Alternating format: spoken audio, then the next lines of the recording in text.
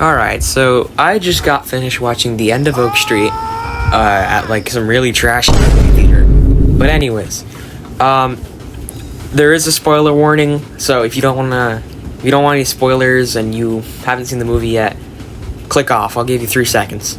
3, 2, 1. Alright. The End of Oak Street is a story about a family and a whole neighborhood getting turned back into the past. And basically a chunk of their land is kind of thrown back into who knows how long, and there's dinosaurs and stuff, and I thought, you know, it's a good movie. It's decent, and I'm gonna explain why. The movie follows around the story of a certain family known as the Platts. Now, the Platts is a family, or are a family of 2 kids and the parents, and they have to survive this prehistoric world, accompanied by one of the neighbors. Anyways, they get sent back to the past due to some weird time anomalies, like flashing lights and stuff, and some weird objects showing up in people's yards. And then later on, they're actually just like a chunk of their neighborhood is just taken into the past. Yep. And as it just happens, you just see everybody in that neighborhood just get absolutely slimed out by these dinosaurs. Like, imagine one day you wake up for a morning, about to go to work, and all of a sudden a Coelophysis comes out of nowhere and chomps your head off.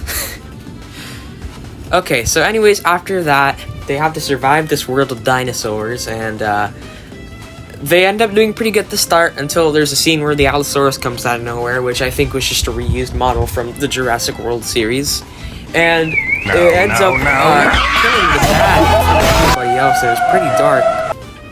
After that, they're like really depressed because, their father died, and I forgot to mention this.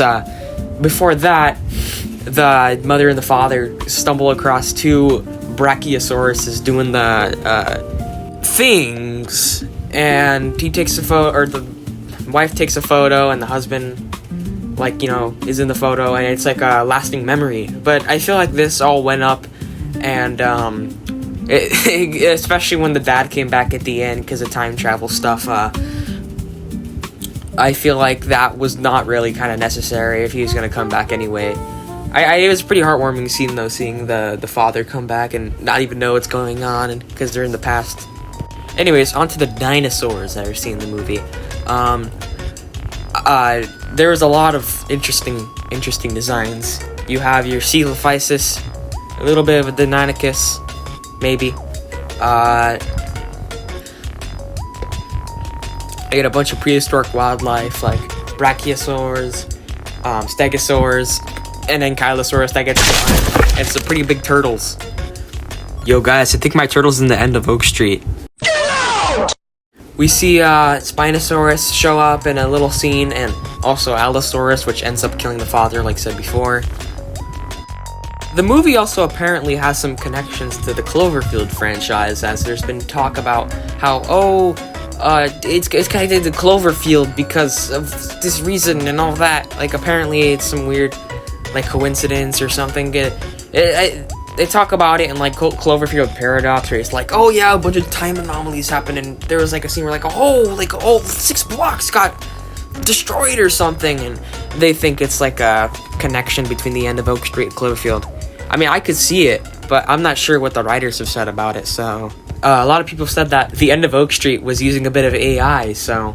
That's not... DC is using a bit of AI in their stuff, so... Maybe that's where that really weird Ankylosaurus came from, but anyways.